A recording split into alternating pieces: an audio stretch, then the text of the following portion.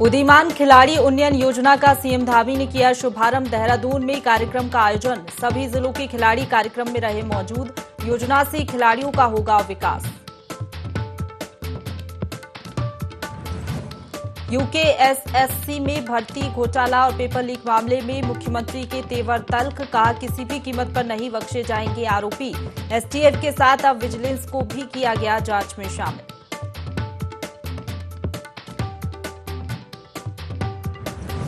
हल्द्वानी के सुशीला तिवारी अस्पताल पहुंचे मुख्यमंत्री धामी। सड़क दुर्घटना में घायल लोगों से की मुलाकात। मृतकों के परिजनों और घायलों को मुआवजा का किया ऐलान।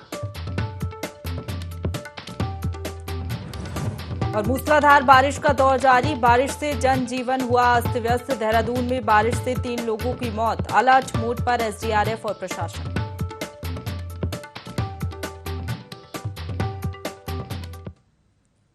नमस्कार, देवभूमि लाइव में आप सभी का स्वागत है। आपके साथ मैं हूं प्रशंसा। बुलेटिन की शुरुआत करेंगे देहरादून की बड़ी खबर के साथ, जहां उदीयमान खिलाड़ी उन्नयन योजना का शुभारंभ आज किया गया है। सीएम पुष्कर सिंह धामी ने शुभारंभ किया। योजना से खिलाड़ियों का विकास होगा। सभी जिलों के खिलाड़ी कार्यक्रम में मौजूद रहे। बता दें, खबर देहरादून से है, जहां उदीयमान खिलाड़ी उन्नयन योजना का शुभारंभ किया गया है। सीएम पुष्कर सिंह धामी ने योजना का शुभारंभ किया। योजना से खिलाड़ियों का विकास होगा। सभी जिले के खिलाड़ी कार्यक्रम में मौजूद रहे।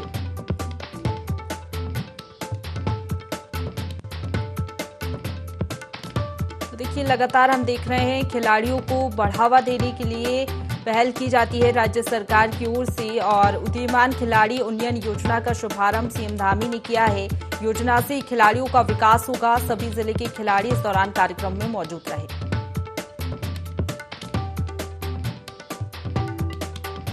इसी खबर पर ज्यादा जानकारी के साथ principal correspondent Kailash Bisht phone line पर जुड़ गए हैं। कैलाश, लगातार हम देखते हैं राज्य सरकार की यही कोशिश होती है कि खिलाड़ियों को किस तरीके से आगे बढ़ाया जाए। उदीयमान खिलाड़ी उन्नयन योजना का शुभारंभ हुआ है, क्या जानकारी? देखिए, ये जो योजना है इसका आज शुभारंभ किया गया है और सरकार का साफ तौर पर यह मानना है कि आज मेजर जो ध्यानचंद हैं और हॉकी के बहुत बड़े वो खिलाड़ी थे, उन्हीं के जन्मदिन के अवसर पर आज इस योजना का शुभारंभ किया गया है। और जितने भी जो खिलाड़ी उत्तराखंड के, उन तमाम खिलाड़ियों को नया प्लेटफॉर्म मिल सके, उन तमाम खिलाड़ियों का जो चयन है राष्ट्रीय स्तर पर, अंतर्राष्ट्रीय स्तर पर हो सके, इसके लिए सरकार द्वारा जो भी प्रयास यहाँ पर किए जाएंगे, उसी के मद्देनजर इस योजना का शुभारंभ किया गया है, जिसका शुभारंभ खुद जो यहाँ पर खेल मंत्री है रेखा आर्य और मुख्यमंत्री पुष्कर सिंह धामी द्वारा किया गया। बिल्कुल कैलाश, यहाँ पर किस तरीके से लाभ मिल पाएगा खिलाड़ियों को इस योजना का? देखिए, यहाँ पर कई खिलाड़ी हैं जिनको ये कोशिश रहती है कि वो प्रदेश और देश के लिए खेले, लेकिन कई बार ऐसा होता है कि संसाधनों की कमी के कारण उन लोगों को सपोर्ट नहीं मिल पाता है। तो इसीलिए ऐसे जो चयनित खिलाड़ी है, उन खिलाड़ियों को चयनित सरकार द्वारा किया गया है और यहाँ पर सरकार द्वारा ही इन लोगों को बढ़ावा दिया जाएगा, साथ ही सरकार द्वारा ही इनको मदद दी जाएगी ताकि ये लोग राज्य के साथ साथ देश का नाम दुनिया में रख सकें। बिल्कुल कैलाश, और इनको छात्रवृत्ति भी दी जाएगी कुछ खिलाड़ियों को इस योजना के जरिए। तो किन किन खिलाड़ियों को इसमें शामिल किया जाएगा, कितनी छात्रवृत्ति दी जाएगी? देखिए, ये योजना बहुत ही महत्वपूर्ण थी और इस योजना का तहत जितने भी जिले हैं, 13 के 13 जिले हैं, उन 13 जिलों में कुछ खेल ऐसे हैं जिन खेलों को जगह दी जाएगी इस योजना के तहत। और उसी के आधार पर जो चयन प्रक्रिया है वो जो महकमा है, खेल महकमा, उसके द्वारा यहाँ पर किया जाएगा। और उसके उपरांत जो भी यहाँ पर खर्चा, एक सीमित जो खर्चा होगा वो सरकार द्वारा किया जाएगा ताकि जो खिलाड़ी हैं उनको इस प्लेटफॉर्म मिल सके। हालांकि उसके अलावा जो स्पोर्ट्स स्टेडियम्स हैं उनको भी यहाँ पर सुदृढ़ करने की कोशिश सरकार द्वारा की जा रही है ताकि बेहतर जो संसाधन है, बेहतर संसाधनों के साथ ये लोग अपना बेस्ट दे सके और राज्य का नाम रख। जी चलिए, बहुत शुक्रिया आपका हमारे साथ जुड़ने के लिए कैलाश, और तमाम जानकारी के लिए।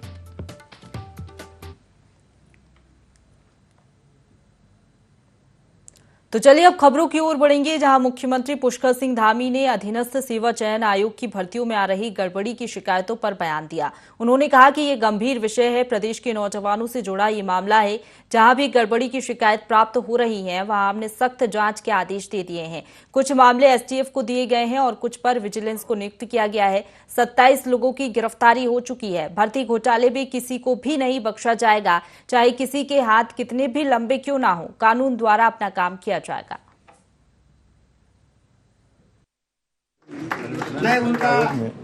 लगातार शिकायतें मिल रही थी, लगातार भर्तियों में गड़बड़ियों की बात आ रही थी। उन गड़बड़ियों को लेकर हमने एसटीएफ को इसकी जांच सौंपी है और दरोगा भर्ती को लेकर, चूँकि पुलिस विभाग से जुड़ा हुआ मामला है, इसलिए हमने वो विजिलेंस को जांच दी है। जहां विजिलेंस ने अपना काम करना प्रारंभ कर दिया है, एसटीएफ ने अभी तक 25 लोगों को सलाखों के अंदर कर दिया है, उनकी गिरफ्तारियां हो चुकी हैं। इस प्रकरण में जो भी दोषी होगा, चाहे वो कितना ही पावरफुल क्यों ना हो, कितनी ही पहुंच वाला क्यों ना हो, जहां भी होगा उसको हमारी एसटीएफ, हमारी पुलिस उसको खोजेगी और जो अपराधी है, अपराधी को उसका दंड मिलेगा। इसके साथ साथ यह भी है कि चूंकि ये हमारे बेटों से जुड़ा हुआ प्रश्न है, उनके भविष्य से जुड़ा हुआ है, हमारे नौनिहालों से जुड़ा हुआ विषय है, हम इसके लिए फुल प्रूफ योजना बना रहे हैं कि भविष्य में कभी भी कोई भी इस प्रकार की आपराधिक घटना की पुनरावृत्ति करने की न सोचे। अगले खबर की ओर बढ़ेंगे। राज्य के मुख्यमंत्री पुष्कर सिंह धामी के हेलीकॉप्टर की हल्द्वानी में इमरजेंसी लैंडिंग हुई। बता दें कि मुख्यमंत्री को आज नैनीताल के दौरे पर जाना था, लेकिन नैनीताल में बारिश और खराब मौसम की वजह से उन्हें हेलीकॉप्टर की हल्द्वानी गोलापार हेलीपैड पर इमरजेंसी लैंडिंग करानी पड़ी, जिसके बाद मुख्यमंत्री धामी ऊधम सिंह नगर में हुए सड़क हादसे के घायलों और मृतकों के परिजनों से मिलने हॉस्पिटल पहुंचे। इस दौरान उन्होंने घायलों का हालचाल जाना, वहीं मृतकों के परिजनों के प्रति अपनी शोक संवेदना प्रकट की। इस दौरान सीएम धामी ने कहा कि मुख्यमंत्री राहत कोष से मृतकों के परिजनों को 2 लाख रुपए की सहायता राशि दी जाएगी। साथ ही गंभीर रूप से घायलों को 50,000 रुपए की आर्थिक मदद दी जाएगी। इसके साथ सामान्य रूप से घायलों को 25,000 और सभी घायलों के निःशुल्क इलाज करने का ऐलान किया। सभी एक तो बहुत दुख है, बड़ी घटना हुई है और बड़ा हादसा हुआ है, जिसमें लगभग अभी 6 लोगों को इसमें जान से हाथ उनका चला गया है, जान से हाथ धोना पड़ा है और काफ़ी लोग अभी घायल हैं। उनको देखने में स्वयं अस्पताल भी जा रहा हूँ और जिलाधिकारी को, सभी शासन के आला अधिकारियों को, सभी को तुरंत जो भी बचाव और राहत कार्य हो सकता है, उनकी चिकित्सा की व्यवस्था हो सकती है, उस सब व्यवस्था को करने को कहा है और जो घायल हैं उनके घायलों के इलाज के लिए भी कहा है और मैं स्वयं मेडिकल कॉलेज जा रहा हूँ। आगे बढ़ेंगे। देहरादून में मूसलाधार बारिश का दौर जारी है। बारिश की वजह से 3 लोगों की मौत हो गई है, वहीं सरखेत में भी जनजीवन अस्त व्यस्त हो गया है। एसडीआरएफ की टीम और प्रशासन अलर्ट मोड पर है। बता दें कि पिछले दिनों सरखेत में बादल फट जाने से हादसा हुआ था और लगातार अब एक्टिव मोड पर प्रशासन पूरी तरीके से है।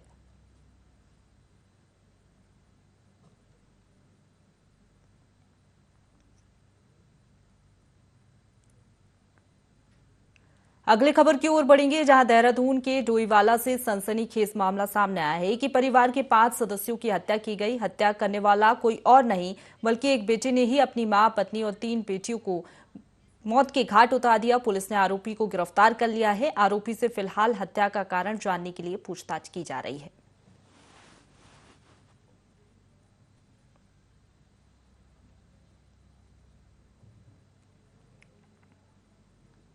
ऊधम सिंह नगर के जसपुर विधानसभा क्षेत्र में गनर का मामला अब तूल पकड़ते जा रहा है, जहां कांग्रेस विधायक आदेश चौहान का पुराना नगर हटा दिया गया है और उसकी जगह नया गनर मुहैया कराया गया है। फिलहाल नए गनर को अपनी ड्यूटी विधायक आवास के गेट के बाहर ही करना पड़ रही है। गनर सुनील कुमार ने बताया कि विधायक ने उन्हें अपनी गाड़ी में बैठाने से भी मना कर दिया है। साथ ही कहा कि उन्हें नए गनर की जरूरत नहीं है। मुलाकात हुई थी, मैंने कहा था मैं सर पुलिस लाइन से आया हूँ आपकी सुरक्षा के लिए। उन्होंने मुझसे कहा कि मुझे गनर नहीं चाहिए और आप घर से बाहर रहिए, ना मैं अपनी गाड़ी में बिठाऊंगा ना ही अपने साथ रखूंगा। मैं तब से गाड़ी में 112 डायल नंबर गाड़ी में रह रहा हूँ। अपने कप्तान साहब के आदेशों का पालन कर रहा हूँ और अपनी ड्यूटी सतर्कता से कर रहा हूँ। मैंने पहली एक बात कहा, जब तक ये कप्तान है तब तक मैं सुरक्षा नहीं लूंगा, क्योंकि मुझे इस पर संदेह है कि ये मेरे साथ किसी भी षड्यंत्र के तहत मुझे फंसा सकता है या हत्या करा सकता है। इसलिए मुझे इस पर विश्वास नहीं रहा और कोई भी चीज़ बिना विश्वास के नहीं हो सकती। जब पुलिस प्रशासन से जनता आज जो है पुलिस में जाते हुए लोग क्यों डर रहे हैं? पुलिस का विश्वास खत्म हो गया। कितनी ये किसान लोग बैठे इनसे पूछो कितनी मोटरें चोरी हुई, किसी की रिपोर्ट दर्ज है क्या? ट्यूबवेलों की मोटरें एक भी रिपोर्ट दर्ज जसपुर थाने में या कुर्ना थाने में नहीं है आज तक, क्योंकि पुलिस देखने को तैयार। अभियान के तहत उद्यमिता प्रोत्साहन कार्यक्रम आयोजित किया गया। उत्तराखंड स्वदेशी जागरण मंच ने कार्यक्रम का आयोजन किया, जिसका उद्देश्य उद्यमी और रोजगार सृजक सम्मान के रूप में जागरूकता लाना था। इस दौरान वक्ताओं ने कार्यक्रम में मौजूद युवाओं को संबोधित किया। मंच पर 1 दर्जन संगठनों को एकजुट किया गया और अंग्रेजों के जमाने से जारी नौकरी की प्रथा से परहेज कर स्वावलंबी बनते हुए स्वरोजगार सृजन के लिए संकल्प लेने की बात कही गई। कार्यक्रम में बतौर मुख्य अतिथि के रूप में उत्तराखंड आयुर्वेदिक विश्वविद्यालय के कुल सचिव डॉक्टर राजेश अधाना पहुंचे, जिन्होंने कहा कि आज का युवा वर्ग रोजगार का अर्थ नौकरी को ही समझता है, जबकि इससे ज्यादा अन्य स्वरोजगार की मात्रा जमीन पर मौजूद है।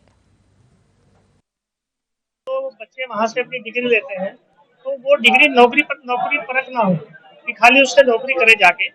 जब अपने जीवन में जाए बच्चा, तो वो वहां जाके हमारी जो डिग्री है वो उसका जो ज्ञान उसने प्राप्त किया है, उस ज्ञान से अपना रोजगार खड़ा करे देश अपने समाज के अंदर, और रोजगार लेने वाला नहीं बल्कि रोजगार देने वाला। देश के 12 संगठनों ने मिलकर एक बहुत बड़ा बीड़ा उठाया है देश के अंदर। अपने देश के अंदर रोजगार के क्षेत्र में अगर हम देखें, नौकरियां नहीं है, नौकरियों की संख्या बहुत कम है, लेकिन स्वरोजगार और उद्यमिता के क्षेत्र में अपार संभावनाएं हैं, क्योंकि हम विश्व का दूसरा बड़ा बाजार कहलाते हैं। इसलिए हमारा युवा उद्यमिता के क्षेत्र में उतरे, स्वरोजगार के क्षेत्र में उतरे। सरकारें जहां अपने स्तर से प्रयास कर रही हैं योजनाओं के माध्यम से, वो अलग है, लेकिन अब ये बीड़ा हम लोगों ने, समाज के 12 संगठनों ने, देश के बड़े संगठनों ने स्वदेशी जागरण मंच के नेतृत्व में उठाया है और इसको पूरे भारत के 739 जिलों में इस अभियान को हम लोगों ने शुरू कर दिया है। जनपद ऊधम सिंह नगर के सीमांत खटीमा से खबर है, जहां पुलिस ने चेकिंग के दौरान अवैध स्मैक के साथ एक आरोपी को गिरफ्तार किया है। आरोपी के पास से 2.45 ग्राम अवैध स्मैक पुलिस ने पकड़ा है। पुलिस ने आरोपी के खिलाफ एनडीपीएस एक्ट के तहत मामला दर्ज किया है। आरोपी को न्यायालय में पेश करते हुए जेल भेजने की तैयारी की जा रही है। जैसे कि आप लोगों को पता है कि नशे के विरुद्ध स्थानीय पुलिस का अभियान लगातार जारी है, चाहे स्मैक हो, चाहे अवैध शराब हो या अन्य जो भी नशे के हों, उसमें पुलिस नियमित रूप से अपने सूचना तंत्र को विकसित करके इनके विरुद्ध कार्रवाई करती रहती है। इसी कड़ी में, इसी क्रम में एसआई होशियार सिंह और उनकी टीम द्वारा इस्लामनगर के आज साहिल हुसैन नामक व्यक्ति को 2.45 ग्राम अवैध स्मैक के साथ गिरफ्तार किया गया है और उसका एनडीपीएस एक्ट में मुकदमा दर्ज करके जेल भेजा। गौचर में ऋषिकेश कर्णप्रयाग रेल परियोजना के कर्मचारियों ने हड़ताल खत्म कर दी है। विधायक अनिल नौटियाल से कंपनी के अधिकारियों की हुई वार्ता के बाद कर्मचारी वापस काम पर लौट गए हैं। बता दें कि कंपनी ने 13 लोगों को काम से हटा दिया था, जिसके बाद कर्मचारी बहाली को लेकर हड़ताल कर रहे थे। कुछ समय से बीबीएल कंपनी जो काम कर रही है गौचर में है, उसके कार्मिकों के द्वारा हड़ताल की जा रही थी, काम बंद किया गया था। तो जब ये सूचना आई, अपने मंडल अध्यक्ष मीडिया ने लोगों ने जब ये जानकारी दी, तो समझ में आया कि हड़ताल किन कारणों से हो रही है। तो आज आरडीएनएल के अधिकारी और कंपनी के अधिकारियों को यहाँ पर बुलाया गया, तो ये रास्ता निकाला गया कि जो 13 लोग बाहर किए गए थे कंपनी के द्वारा, उन 13 के 13 लोगों को कंपनी पुनः काम पर वापस लेगी और आने वाले समय में ये समस्याएं ना आए, उन समस्याओं की तरफ भी इस तरह से हम लोग उनका निराकरण कर पाएँ या उन समस्याओं का समाधान कर पाएँ, उस दिशा में भी हम लोग काम करेंगे। अगली खबर की ओर बढ़ेंगे, जहां देहरादून में पिछले दिनों से लगातार भारी बारिश हो रही है। इस दौरान राजपुर क्षेत्र के काठ बंगला में एक घर की छत ढह गई, जिसमें 3 लोगों के मलबे में दबे होने की सूचना मिली है। वहीं मौके पर विधायक गणेश जोशी ने पहुंचकर राहत बचाव के कार्य में सहयोग किया। इस दौरान काफी देर तक मलबे में दबे होने से 3 जिंदगियां खत्म हो गई हैं। रेस्क्यू टीम ने मलबे के नीचे से एक बच्चा सहित 2 महिला के शवों को बरामद किया है। वहीं तीनों शवों को पोस्टमार्टम के लिए भेज दिया है।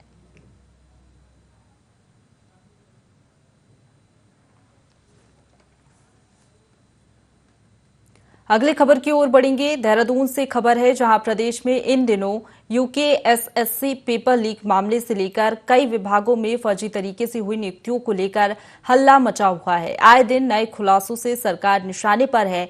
विपक्ष प्रदेश भर में पुतला दहन के साथ ही सरकार के मंत्रियों से इस्तीफे की मांग कर रहा है। इसी बीच आरटीआई के जरिए एक और बड़ा खुलासा हुआ है। पुलिस और आबकारी विभाग में फर्जी तरीके से उर्दू अनुवादकों की भर्ती की गई है। वहीं सेवा समाप्ति के बाद भी इन्हें पद से नहीं हटाया गया है। आरटीआई एक्टिविस्ट और एडवोकेट विकेश सिंह नेगी ने बताया कि इसे लेकर डीजीपी और तत्कालीन मुख्यमंत्री से भी शिकायत की जा चुकी है, लेकिन किसी का इस ओर ध्यान नहीं है।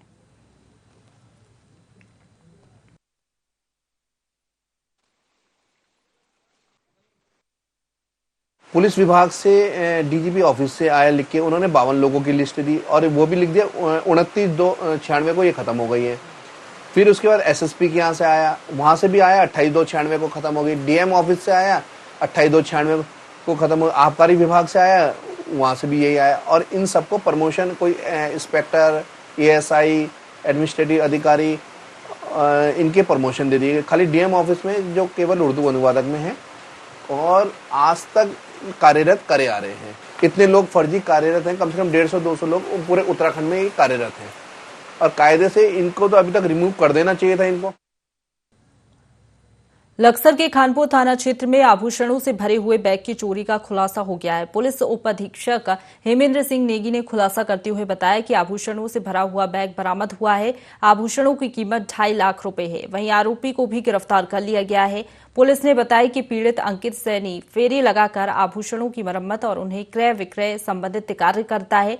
27 अगस्त को भी फेरी लगाकर खानपुर क्षेत्र में अपना काम कर रहा था, तभी उसका बैग आरोपी ने चोरी कर लिया था। ये सहारनपुर का अंकित सैनी है। ये जो गांव जाकर के सोने चांदी के व्यापार करते, छोटा बिजनेस है, गांव जाके बेचते हैं। ये अपने आया था क्षेत्र में बेचने के लिए और रात के समय ये अपनी बुआ के घर चंद्रपुर खाजर में रुक गया, वही रुक गया। रात में जो सोना चांदी था सब बैग में रख दिया उठा के, तो पता लगा कि उससे गायब हो गया। तो इस पर इसने किसके द्वारा जो है थाने पर अभियोग दर्ज कराया गया।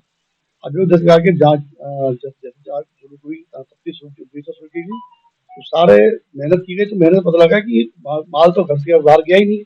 तो फिर जो है सख्ती से या थोड़ा सा बातचीत की गई, तो वादी के बुआ का लड़का इसने जो है वो माल बैग उठा लिया था और बैग उठा करके नाली में डाल दिया था। ये इसका नाम अंकुश है। इसने बैग उठा के बस नाली डाल दिया। बस अपने बाद जो है पूछताछ की गई, तो उसने जो है बरामद करा दिया माल। कांग्रेस 4 सितंबर को भारत जोड़ो यात्रा निकालेगी। उत्तराखंड में भी इस यात्रा को सफल बनाने की तैयारियां की जा रही है। कांग्रेस के राष्ट्रीय सचिव काजी निजामुद्दीन ने यात्रा को लेकर कांग्रेस कार्यकर्ताओं की बैठक ली। इस मौके पर काजी निजामुद्दीन ने कहा कि देश में लगातार बेरोजगारी बढ़ती जा रही है, महंगाई आसमान छू रही है, ऐसे में देश की जनता परेशान है।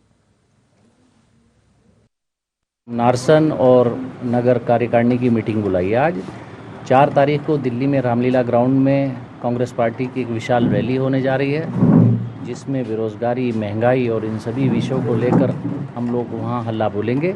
महंगाई के खिलाफ, बेरोजगारी के खिलाफ और इस सरकार द्वारा किए गए भ्रष्टाचारों के खिलाफ। चंपावत के बनवसा क्षेत्र में नशे के विरुद्ध लोगों को जागरूक करने के उद्देश्य से फुटबॉल मैच खेला गया। ये मैच पुलिस और स्थानीय लोगों के बीच हुआ, जिसका शुभारंभ पुलिस अधीक्षक देवेंद्र पिंचा ने किया। वहीं दोनों टीमों ने मैत्री मैच के माध्यम से सभी लोगों को नशे से हमेशा दूर रहने और खेलों से जुड़ने का संदेश दिया। पुलिस अधीक्षक देवेंद्र पिंचा ने कहा कि नशे के सौदागरों के खिलाफ पुलिस की लड़ाई लगातार जारी रहेगी।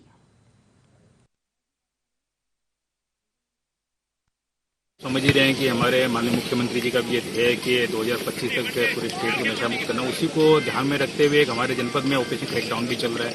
उसी का पार्ट एक ले सकते हैं, जागरूकता को ध्यान रखते हुए इस तरह करते हुए एक फ्रेंडली मैच आज यहाँ पर करवाया जा रहा है ताकि युवाओं को नशे से दूर किया जा सके, उनको जागरूक किया जा सके, फिजिकल एक्टिविटी में ज़्यादा इन्वॉल्व किया जा सके और जो ये नशे के जो कह सकते हैं दुर्गुण उनसे उनको दूर किया। आगे बढ़ेंगे। चंपावत में सीएम धामी के विधायक बनने के बाद विकास कार्य में तेजी देखी जा रही है। पर्यटन स्थलों पर सुविधा बढ़ाए जाने का खास ध्यान रखा जा रहा है।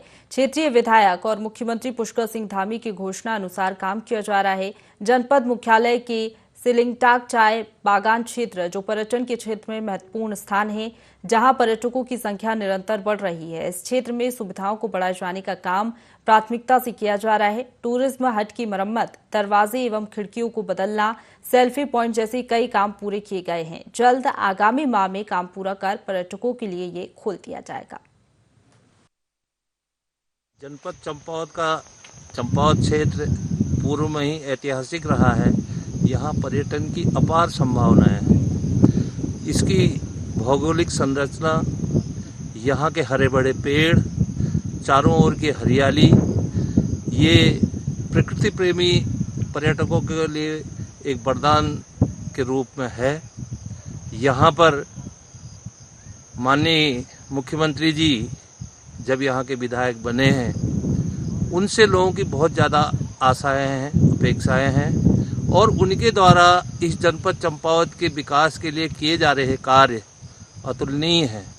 धीरे धीरे चंपावत का विकास की ओर अग्रसर हो रहा है। चंपावत में जो सिलिंगटॉक चाय बागान है, जिस पर कि वर्ष 2004-05 से वन पंचायत की भूमि पर 14-15 हेक्टेयर की भूमि पर चाय उत्पादन किया जा रहा है, वो एक चंपावत का महत्वपूर्ण पर्यटक क्षेत्र आज के समय में होने जा रहा है। उस चाय बागान की फेंसिंग का कार्य और उस पर व्यू पॉइंट, कैफेटेरिया और अन्य जन सुविधाओं का कार्य किया जा रहा है। आने वाले समय में निश्चित रूप से ये चंपावत के लिए पर्यटन के क्षेत्र में एक महत्वपूर्ण केंद्र होगा। मुझे उम्मीद है कि लगभग सितंबर माह के अंत तक ये कार्य पूर्ण हो जाएगा। चंपावत में सोशल मीडिया पर झूठी खबर को फैलाने वाले एक युवक पर पुलिस ने चालानी कार्रवाई की है। बता दें कि युवक सोशल मीडिया के जरिए छोटे बच्चों को चोरी करने की झूठी खबर फैला रहा था, जिस पर युवक के खिलाफ पुलिस ने कार्रवाई करते हुए धारा 81 एक्ट के तहत चालानी कार्रवाई की है। इस दौरान पुलिस ने हिदायत देते हुए कहा कि सोशल मीडिया पर पूरी जानकारी के बाद ही वीडियो डालें। झूठी खबर पाई जाने पर तत्काल कड़ी कार्रवाई की जाएगी। सोशल मीडिया में कुछ भ्रामक पोस्ट और ये खबरें चल रही है कि टनकपुर क्षेत्र से कुछ स्कूलों से कुछ बच्चे चोरी हो गए हैं। सबसे पहले तो मैं ये बताना चाहूँगा कि ये खबरें पूरी तरह निराधार और गलत है। इसका पूरी तरह खंडन किया जा रहा है। जिन लोगों ने भी इस तरह के ये दुष्प्रचार किए हैं, उनके खिलाफ हमारे द्वारा वैधानिक कार्रवाई ऑलरेडी की जा चुकी है। सभी लोगों से निवेदन है कि इस तरह के जो गलत खबरें हैं उनको बिना वेरीफाई किए एक तो उनको फॉरवर्ड ना करें, न ही उसको सोशल मीडिया पे शेयर करें। और साथ साथ में ये भी एक निवेदन रहेगा कि कोई भी खबर इस तरह की आती है तो पहले कृपया करके वो पुलिस कंट्रोल रूम से या थाने से अपने वेरीफाई कर लें। देहरादून से बड़ी खबर है, जहां परिवहन निगम ने बड़ा फैसला लिया है। दफ्तरों में अफसरों के साथ तैनात चालक परिचालक गाड़ियां चलाएंगे। परिवहन निगम में चालक परिचालकों की भारी कमी है। प्रबंधक निदेशक ने सभी मंडल और सहायक महाप्रबंधकों को इस संबंध में आदेश भेज दिया है। 1 सितंबर से व्यवस्था लागू हो जाएगी।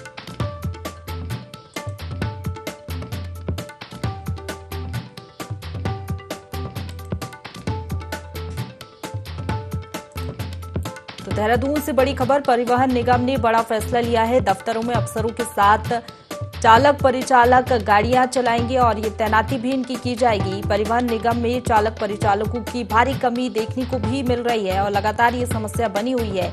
1 सितंबर से ये व्यवस्था लागू की जाएगी। प्रबंध निदेशक ने सभी मंडल और सहायक महाप्रबंधकों को इस संबंध में आदेश भेज दिया है।